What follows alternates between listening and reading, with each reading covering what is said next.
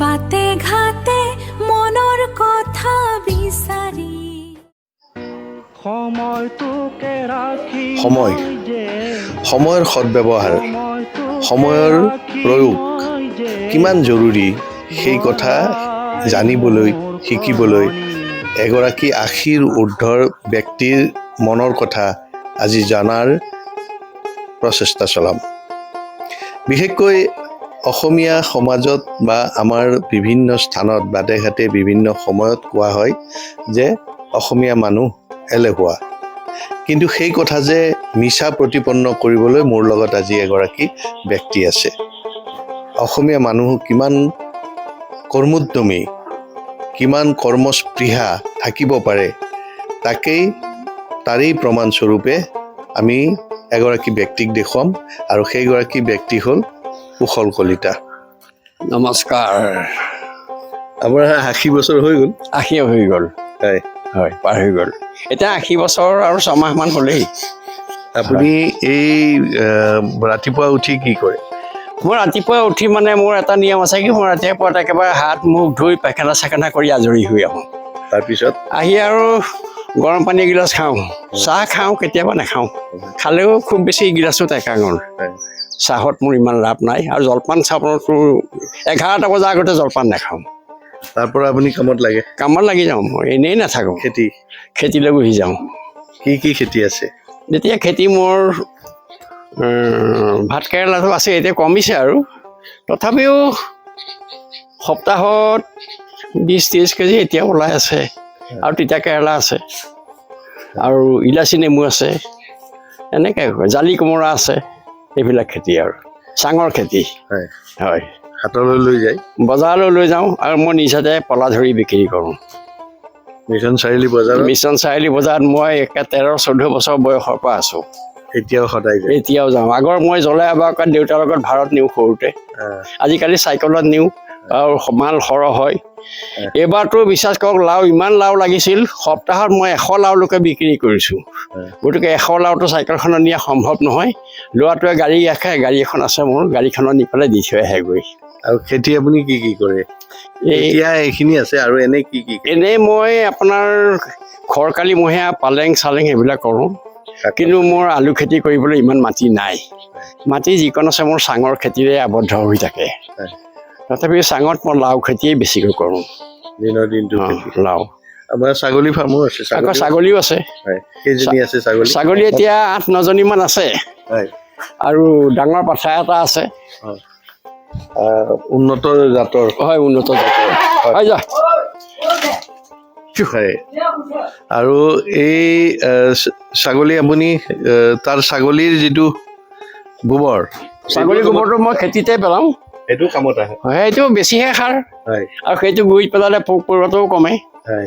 তাৰ মানে এটা গেছ উৎপন্ন হয়, সেই গেছটোত পোকটো নাহে, পোকে নাখায় ছাগলী গোবৰ। আৰু আপোনাৰ আছে চাবলৈ, কথা পাতিবলৈ। মই যি খেতি আছে তেখেতৰ বিভিন্ন খেতি বাতিত তেওঁ নিয়োজিত হৈ থাকে, আৰু লগতে আমি দেখুৱাম কুশল কলিতাৰ হাতৰ কাম, যি ভাস্কৰ্য শিল্প, অপূৰ্ব এক ভাস্কৰ্য শিল্প।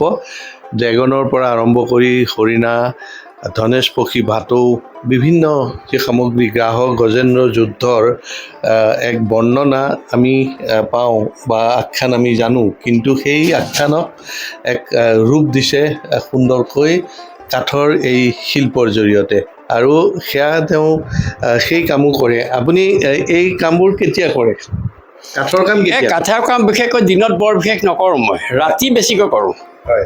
ৰাতি, কাৰণ দিনত মই খেতি কামত থাকোঁ। মানে আজৰি সময়ত কৰোঁ। সন্ধিয়া সময়ত গা পা ধুই আৰু বহি যাওঁ। আৰু সোণাৰী যেনেকৈ শাল আছে, তেনেকৈ মোৰ কাঠৰ শালখন আছে, আৰু বহি যাওঁ। আৰু মোৰ এইবিলাক যে কাটিছোঁ, এইবিলাক কোনো ৰাসায়নিক আধুনিক অস্ত্ৰ শস্ত্ৰ নহয়, মোৰ হাতুৰি, বটালি, কৰদ, গিৰমিট সেইবিলাকেই। মানে আপুনি হাতেৰে কাটো? এই ড্ৰেগন আছে, আৰু এটা বস্তু দেখা পাইছো, সেইটো চাগে আপুনি যিহেতুকে খেতি মই নিজে বোৱা শাল, এটা মহৰ শাল। আপুনি পাইছে নেকি? বাইছোঁ, 10 বছৰ খেতি কৰিছোঁ।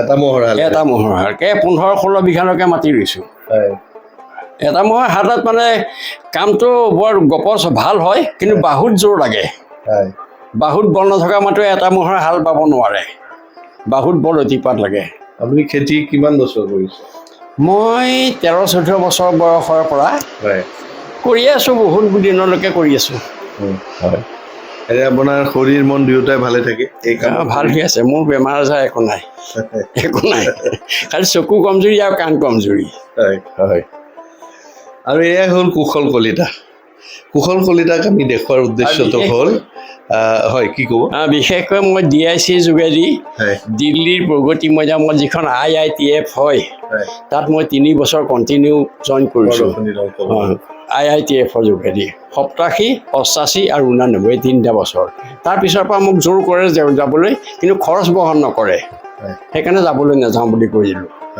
তেওঁ জেনেৰেল মেনেজাৰক মই ডাইৰেক্ট কৈছোঁ যে মোক নিবিচাৰিব আপোনালোকে খৰচ এতিয়া এমাহকৈ থাকিব লাগে তাত দুটা মানুহ হয় আৰু এইদৰে বিভিন্ন দেশৰ বিভিন্ন প্ৰান্তত প্ৰদৰ্শনীতো অংশগ্ৰহণ কৰিছে কুশল কলিতাৰ দেখুৱাৰ বা তেখেতৰ মনৰ কথা জনাৰ আমাৰ প্ৰধান উদ্দেশ্যটোৱে হ'ল যে এইগৰাকী ব্যক্তিয়ে 14 বছৰ বয়সৰ পৰা আজিৰ দিনটোলৈকে অহৰ্নিশে নিজৰ যিখিনি সময় সেই সময়ক অপচয় হ'ব দিয়া নাই সময়ৰ সৎব্যৱহাৰ কৰিছে আৰু নিজকে নিয়োজিত কৰি ৰাখিছে কৃষি কাৰ্যৰ লগত নিজকে নিয়োজিত কৰি ৰাখিছে ভাস্কৰ্য শিল্পৰ লগত কৃষি ভাস্কৰ্য এই যে সময়ৰ সৎব্যৱহাৰ সময়ৰ সঠিক ব্যৱহাৰ তাকে শিকিব পাৰি কুশল কলিতাৰ পৰা আৰু যাৰ ফলত নিজকে কৃষি কাৰ্যত জড়িত কৰি ৰখাৰ ফলত যি তেওঁৰ শৰীৰ আৰু মন দুয়োটাই সুস্থ হৈ আছে